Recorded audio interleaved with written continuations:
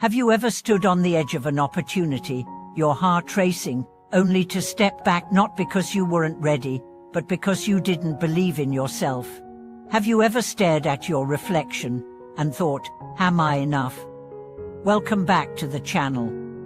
It means a lot that you're here, and today, we are going to go deep into a struggle that haunts millions of us. That quiet voice that whispers, you can't, you're not good enough, you'll fail. We are talking about self-doubt, and more importantly, how to conquer it. This is not going to be another feel-good speech filled with empty motivation. This is going to be a raw, real, and layered exploration into why you doubt yourself, where those voices come from, and how to silence them not by force, but by understanding. Because self-confidence isn't just a mindset, it's a practice, a rewiring. A decision you make again and again, until your own voice becomes louder than the doubts echoing from your past. Let me tell you a story, one that could be yours or mine. When I was in college, I had a chance to give a talk in front of 300 students. I had prepared for weeks, slides, notes, rehearsals, but 10 minutes before the talk, I froze. My hands were shaking, my mind went blank, and a voice in my head kept saying, "You're going to fail." I almost walked away. But then, somehow, I remembered something a mentor once told me. You don't need to be perfect to be powerful. You just need to show up. So I showed up. Was it a perfect speech? Oh. Did I forget lines? Yes. But did I survive? Absolutely. And that moment didn't just prove something to others, it proved something to myself. That's the first truth we need to anchor. Confidence isn't born, it's built. One small brave moment at a time. But why is self-doubt so strong? Because it's ancient. It's evolutionary.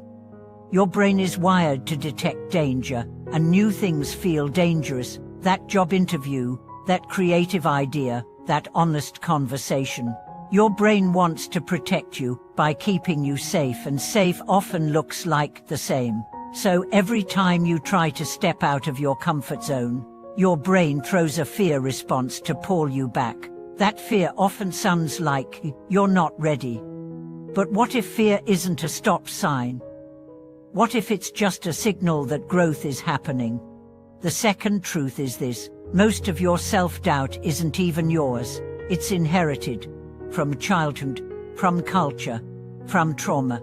Maybe you had a parent who criticized you more than they praised you. Maybe you were bullied. Maybe you were compared to others. Maybe you failed once and were never allowed to forget it. Over time, those external voices became internal. They installed limiting beliefs in your mind like, "I must be perfect to be loved. If I fail, I'll be humiliated. I'm only worthy when I'm achieving." These beliefs don't just live in your head, they live in your nervous system. They shape your posture, your voice, your choices. So how do we undo them? Step 1 is awareness. You can't change a story you don't recognize. Try this. The next time you hesitate or procrastinate, pause and write down the exact sentence that plays in your mind. For example, "And no one will care what I have to say." And then ask, whose voice is that? You may realize it's not even yours. It could be a teacher, a sibling, a former boss. Now replace it with your voice. A new sentence. "My voice matters. Someone needs to hear it." Do this repeatedly, and you begin to reprogram your mind. The next step is action. But not massive, scary action. Just one small act of courage a day. Confidence is not built in giant leaps. It's built in tiny decisions. Sending that email, asking that question, saying no when you usually say yes. Every time you act against your fear, you grow, and every time you shrink, your fear grows. You may be asking, but what if I fail? Could, fail, fall, mess up, get it wrong, then rise. Because confidence doesn't mean you never fail. It means failure doesn't define you. That's where resilience is born. Let me tell you about Lena. Lena was a brilliant graphic designer and never applied to top agencies because she didn't think she was polished enough. One day, she sent an application to a major firm just to get over her fear. She didn't get the job, but the feedback said, "We loved your creativity. Keep us posted." That sentence changed her life. She realized it wasn't about being accepted, it was about being seen. She kept applying. 2 months later, she landed a job beyond her dreams. This is the third truth: rejection is redirection. It's not proof of your inadequacy. It's proof of your courage. Now let's talk about the role of self-talk. What you say to yourself is more important than what anyone else says to you. Try this practice every morning. Stand in front of a mirror. Look into your own eyes. Say, "I trust myself. I honor myself. I believe in myself." At first, it might feel silly, but over time, your nervous system will start to believe it. Your subconscious listens to repetition. For now, let's address the imposter syndrome. You know that feeling like you don't belong? Like someone's going to find out you're a fraud? Welcome to the club. From students to CEOs, from artists to astronauts, almost everyone feels this way. Here's the truth: the more you grow, the more out of place you'll feel, because you're constantly entering rooms you've never been in before. That discomfort, that's not evidence that you're a fraud.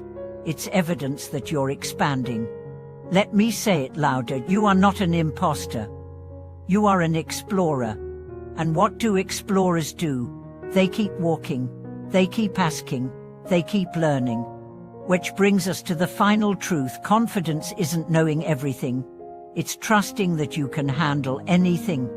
And you can. So from this moment forward, commit to this path. The path of gentle self-respect. The path of daily courage. The path of quiet strength. You don't need to be louder than your fears. You just need to be more loyal to your dreams than your doubts. Let me leave you with this thought. The next time you hear the voice of self-doubt, pause, smile, say, "Oh, my old friend, you're just trying to keep me safe. But I'm choosing growth today." That sentence alone is a revolution. Now I want to hear from you. What's one thing you've been afraid to do because of self-doubt? Write it in the comments. Then write the first step you're going to take this week. If this video helped you, please like, subscribe, and share it with someone who needs a reminder of their strength. You were never broken. You were just waiting to remember your power. Thank you for watching this video.